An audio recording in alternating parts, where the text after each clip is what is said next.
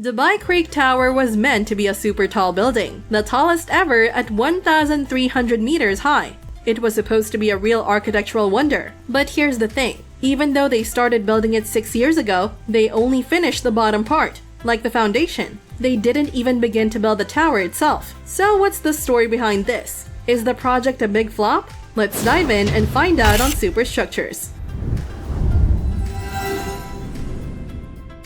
Dubai Creek Tower is just one part of something even bigger, the Dubai Creek Harbor Mega Project. This project sits next to a wildlife wetland that's home to over 450 animal species. The good news is that the Dubai Creek Harbor Project cares about wildlife and the environment. They're using modern eco-friendly solutions, filling the place with green areas and relying on solar power to keep things clean and green. It all started as a teamwork between Dubai Holding and Emaar Properties, the folks who built the Burj Khalifa, the world's tallest skyscraper. They've got big plans for this place over the next 20 years. It's going to be a home for over 200,000 residents and a hub for 450,000 people who live and work there. And guess what? It's going to be the largest pedestrian zone in the world, a city of the future that's easy to get around and good for the planet. But here's the twist. Dubai Holding used to be a partner in this project, but in the summer of 2022, Emaar Properties bought them out for $2 billion. Now Emaar has full control over the project and its profits. This could mean they're not giving up on their big plans, and we might see the Dubai Creek Tower's construction continue soon. Once it's finished, the Creek Tower will be the star of the harbor, and it's going to be one of the most amazing structures ever built. The design is super high-tech, using all the fancy math, science, and engineering we know today. Imagine trying to build a mega-tall tower that looks like a desert lily flower. It's a real challenge.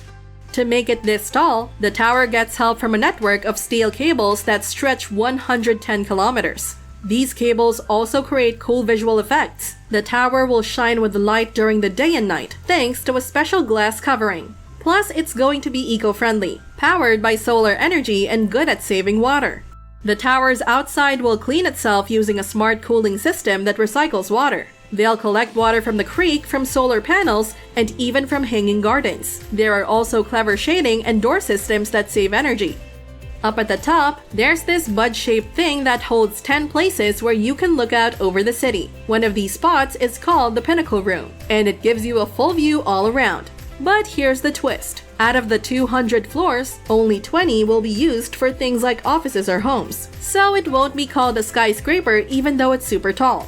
The Creek Tower is mostly going to be like a fancy piece of art and a spot that makes tourists go wow. It shows off the amazing things we can build nowadays. The exact height of the tower is still a secret, but when they started building it 6 years ago, they hinted that it would be even taller than 1 kilometer. This was because there was another super tall building, the Jeddah Tower in Saudi Arabia, that was going to be about 1 kilometer tall, and it was going to be even taller than Dubai's 828-meter Burj Khalifa. At first, trying to build the world's tallest tower might seem a little crazy, but when you look at the success of the Burj Khalifa, it makes perfect sense. The Burj Khalifa brought an extra 20 million visitors to Dubai and made around $30 billion every year. So, making super tall buildings is a smart economic move in the Middle East. Keeping the title of the world's tallest building is a big deal for them, both in terms of money and strategy. The Creek Tower was meant to open at the Dubai 2020 Expo, starting a new era just like the Eiffel Tower did in 1889 in Paris. But in 2018, right after they finished the foundation work, everything suddenly stopped. The weird thing is that this pause happened at the same time as when the Jeddah Tower's construction was also put on hold. Both projects have been stuck for quite a while now. Maybe Dubai is wanting to see what happens with the Jeddah Tower, especially since they won't lose their title as the tallest anytime soon. Or it could be that the global pandemic and the economic problems have hit this big project hard, and now it's just on hold indefinitely. The Jeddah Tower hit a roadblock at 300 meters high because of a political issue that ended with 2 important people getting locked up. After a few weeks, they got out of prison, and construction started again. But it didn't last long. Just a few months later, the whole big project stopped again because of problems with the workers and the company they hired. And then the COVID pandemic came along, and that put a stop to everything for good. But what about the Dubai Creek Tower? Right before COVID messed everything up, the folks building the tower were getting ready to sign a contract with a Chinese company to keep building and finish the project. When the pandemic happened, all those plans went down the drain. But maybe there's more to the story than just that. The tower slogan is inspired by the nation, designed for the world, and it shows Dubai's big dreams in the world of architecture. You might think that Dubai's success is all thanks to finding oil, but actually it was their tax policies and laws that allowed foreign folks to buy property that made Dubai so amazing.